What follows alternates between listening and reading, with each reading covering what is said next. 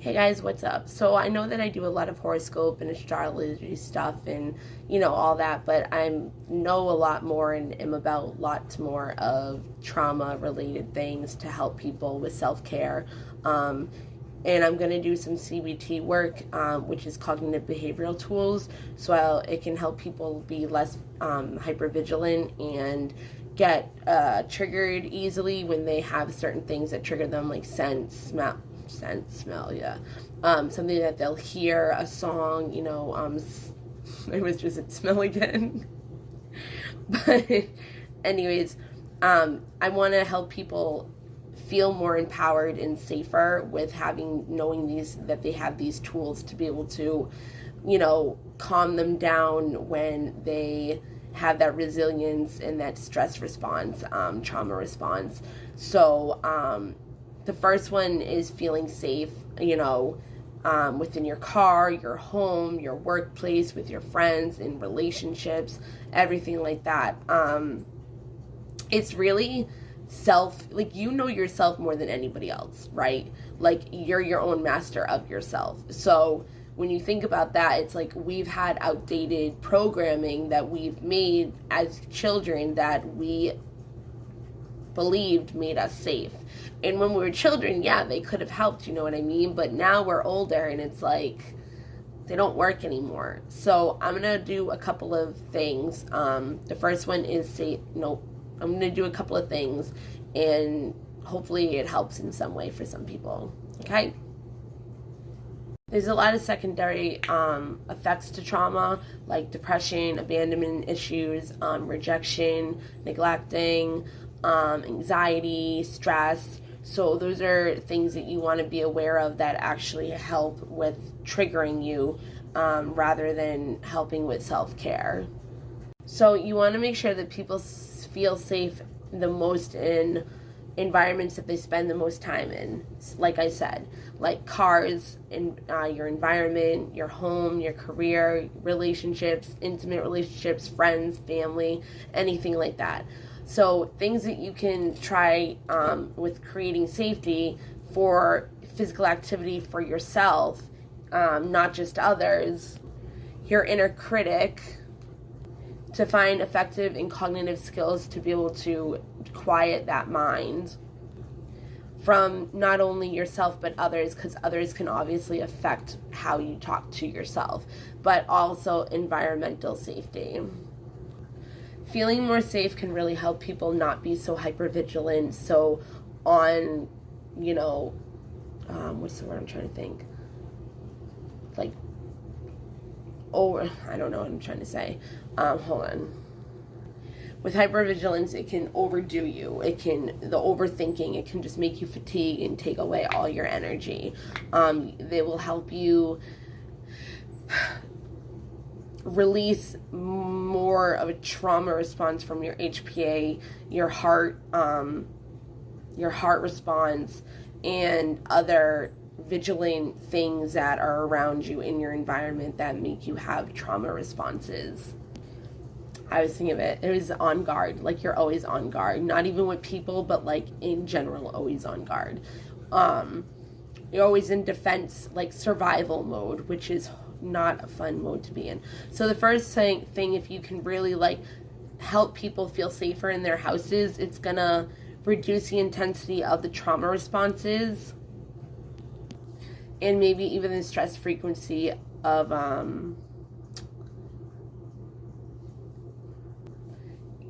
the system activated within your body.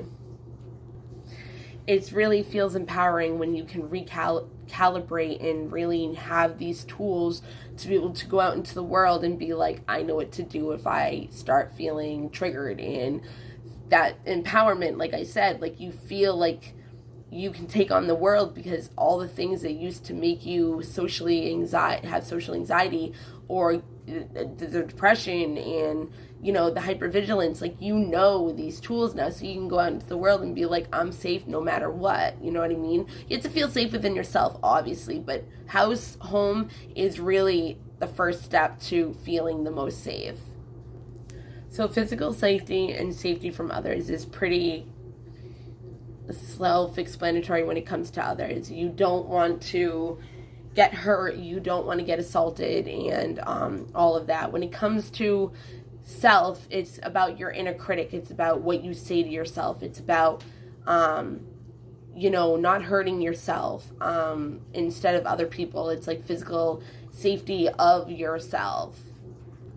When you have physical safety, you know that you can reduce the stress levels or any kind of triggers to any intense emotions that come up for you.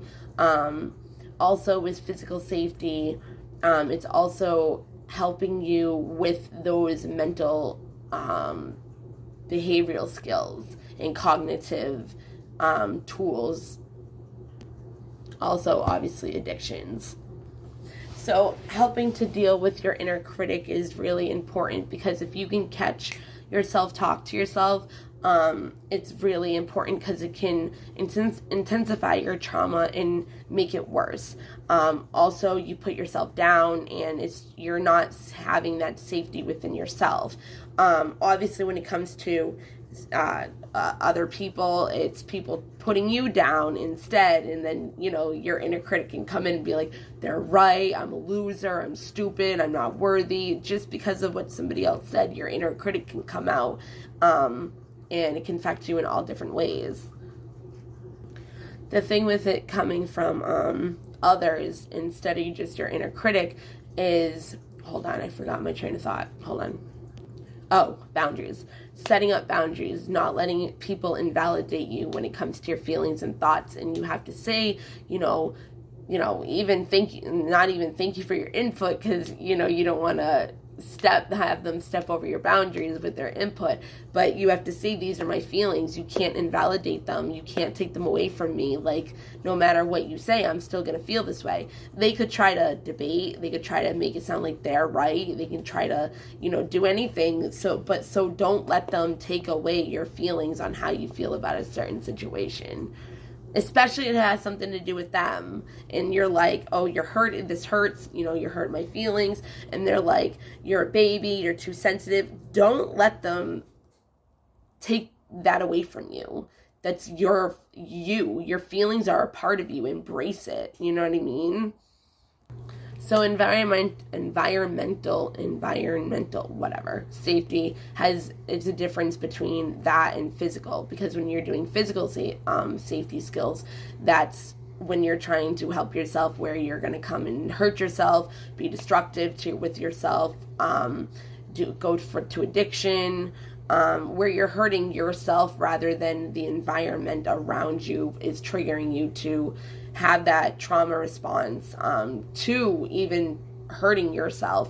So environmental can affect secondary emotions to the physical and your inner critic as well. Environmental safety is also about feeling like, somebody's going to take away your belongings. Somebody's going to try to take away your house and make you homeless and kick you out of your house. It can be stuff like that. It doesn't have to be necessarily people saying things to you and hurting you.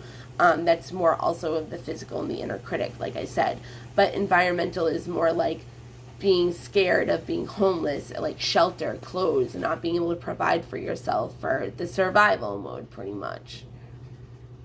So using all of these aspects of safety, skills, tools, and knowing this, it empowers you, and it makes you have that sense of safety within yourself, knowing that you can trust yourself as well. And you don't necessarily have to always trust people, but you can trust better with your people, with yourself. Because if you can trust yourself, you can trust yourself with people. So you can trust people in order to trust yourself, because you'll have your own discernment and right judgment on people. So you don't have to automatically be defensive towards people. You can give them a chance and then use your discernment and your judgment on whether or not you think this person is being honest, or if they're being truthful, or they should be in your life. You know what I mean? There's a cookie method that they use, but I'm not going to use it because I'm trying to make this quick. And I'm pretty much done. But yeah, hold on. it increases your feeling of empowerment, and it decreases the feeling of fear. Also created something called a rescue pack, okay? I'm going to explain that now. So with this safety kind of thing, it's going to make you feel more grounded. It's going to make you feel more nurturing of yourself as well, because when you bring this stuff up, you're going to feel that empowerment again, that you're helping yourself. Like, you have the tools to help you. You don't have to rely on other people and be codependent. It's nice to have different ways of doing this, because you never know when you're going to be going into a situation where you could feel unsafe. So there's a couple things you can do that you can pick out of that you can use in different situations, or you can, if it works for you, and you can use it in every situation. It doesn't really matter. So the first one is a thought list, where you can have distress tolerant like mantras, like, I can get through this, and this too shall pass. I have friends that will help me. I have people that care about me and my well-being. I am safe. I am worthy. I am good enough. Like, whenever you're in a situation, I am protected. I am good. I am not defective. I am not damaged. So it can be very, very helpful that when you feel distressed in this moment, that you use as many mantras as you can, or the same one if it works, and it's the one that's the most relevant to the situation for you. Another thing that can really help you stay grounded and take your attention off of your distress levels or safety issues is using activities like blowing a piece of bubble gum into like a blowing bubble gum. You know what I mean? That can be one thing. What else? Breathing is a huge one. It will trigger the diaphragmatic nerve, and help with the. No, never mind. Breathing is a really good thing. If you're using your belly, it can help you with the vagus nerve. That's what I was trying to say. Something that you can do with breathing is a technique that you pretty much would count to 4, and you'd breathe in, and then you'd hold in for 4, and then you'd breathe out for 4. So you would count in your head.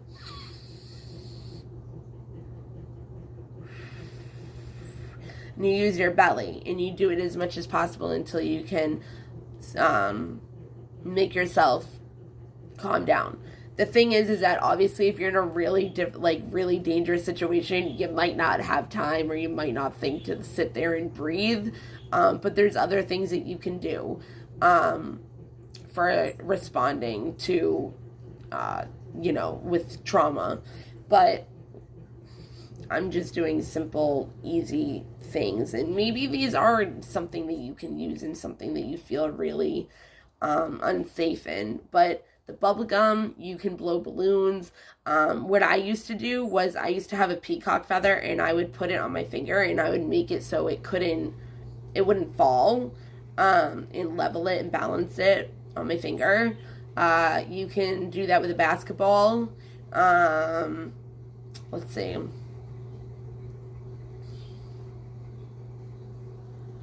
The blowing balloons and blowing bubble gum has the same effects as I